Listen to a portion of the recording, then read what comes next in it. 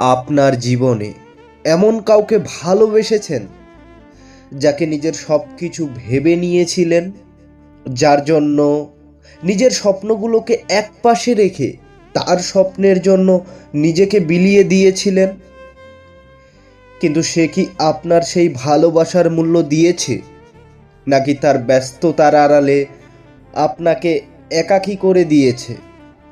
এই প্রশ্নগুলো অনেকের মনেই আসে, কারণ আমরা সবাই ভালোবাসার মানুষটির জন্য সর্বস্ব ত্যাগ করার চেষ্টা করি।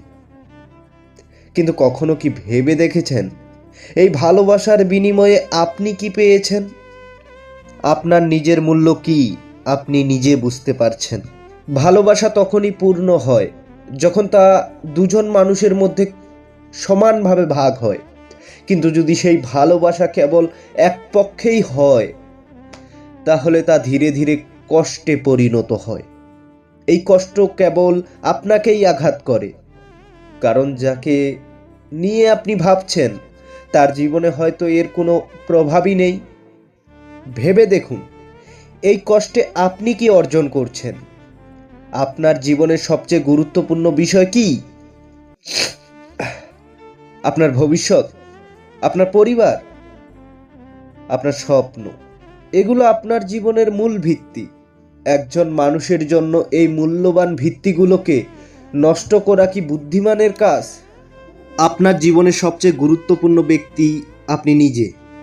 আগে নিজের স্বপ্ন পূরণ করুন, নিজের ভবিষ্যৎ গড়ে তুলুন। আপনি যদি নিজেকে ভালোবাসতে না জানেন, তবে অন্য কেউ আপনাকে ভালোবাসবে কিভাবে?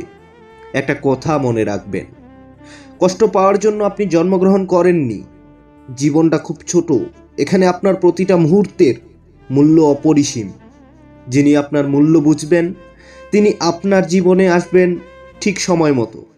তাই নিজেকে শক্তিশালী করুন, জীবনের প্রতি ইতিবাচক হন।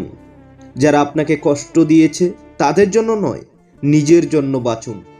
কারণ আপনি নিজেই আপনার জীবনের সবচেয়ে বড় সম্পদ।